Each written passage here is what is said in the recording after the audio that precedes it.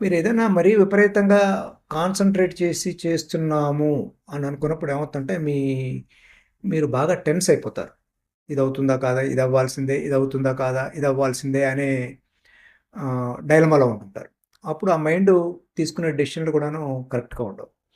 ఇదే ఈ ఈ ప్రాబ్లమ్‌నంతా కుక్ అంటారు. అంటే ఈ ప్రాబ్లమ్ అంతా మీరు మీ మనసులో బాగా కుక్ చేసి, బాయిల్ అయిపోయిన తర్వాత ఎప్పుడో క్యాజుయల్‌గా ఏదో ఒక చల్లటి సాయంత్రం, లేపోతే ఏదో పార్క్‌లో పోతున్నప్పుడో, లేపోతే సాయంత్రం చల్లగాలి తిరుగుతున్నప్పుడో, సడెన్‌గా ఇదంతా లోపల ఉన్న మెటీరియల్ అంతా దానికి క్రిస్టల్ క్లియర్ అయ్యి, దానికి తగిన సొల్యూషను అకస్మాత్తుగా మీలో నుంచే అదే బయటకొస్తుంది.